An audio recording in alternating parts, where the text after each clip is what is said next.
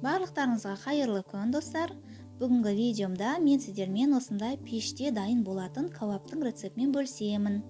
Бұл кәуапымыз өте дәмді болып шығады, әрі оңай дайын болады. Видеоның соңына дейін қарап, лайк қойып тіркеліп қойды ұмытпаңыздар. Ең алдымен осылай фаршымызды дайындап аламыз. Менде қойдың және сиырдың фаршын араластырып қосамын. Пиязымызды осылай теркадан өткізіп аламыз. Егер бір пияз қосатын болсаңыздар, үлкен пияз алыңыздар. Теркадан өткізіп алдық. Өте тез дайын болады бұл шашлык. Енді фаршымыздың үстіне осылай теркадан өткізілген пиязымызды саламыз. Оның үстіне тұзды саламыз. Өздеріңіздің қалауларыңызбен. Және менде мына жерде шашлыкке арналған дәмдеуіштер. Оның ішінде паприка бар, кориандр барлығы қосылған. Оның үстіне мына жердегі салғаны менің сухариктер. Майдаланған, үгітілген сухарик. Барлығын қолымызбен жақсылап араластырып аламыз. Осылай қамыр илегендей араластырып алыңыздар. Жақсы араласуы қажет. Фарш неғұрлым майлы болған сайын біздің кәуапымыз өте дәмді болып шығады. Енді қақпағын жауып, жарты сағатқа тоңазытқышқа қойып аламыз. Оған дейін мына жерде табамызды толықтай осылай фольгамен қаптап алуымыз қажет. Сонда ыстығы жақсы өтетін болады. Оның үстіне осындай пергамент қағаз төсеп аламыз. Менде мына жерде 40 минуттай өтті. 1 сағатқа қойып алсаңыздар да болады.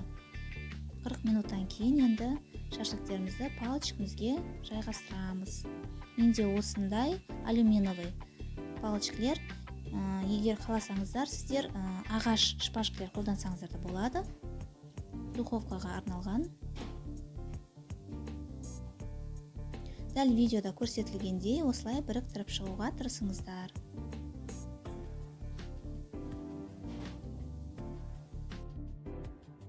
Егер фарш қолға жабысатын болса, алақанды сулап алып біріктіруге де болады.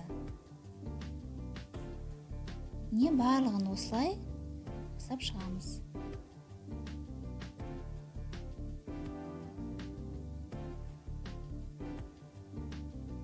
Палочкілерімізді табамызға осылай жайғастырамыз. Енді қызып тұрған духовкада 200 градуста 30 минут пісіріп аламыз. Духовканың осындай ең үстіңгі қатарына қойыңыздар. Әр 10 минут сайын біз қайтадан духовкамызды ашып, палочкілерімізді аударып тұруымыз қажет. Өйткені ең үстінде тұрғандықтан беті бірінші болып піседі, қып-қызыл болып. Тура бір мангалда пісіргендей ғой. Тура сондай сияқты пісіріп аласыздар.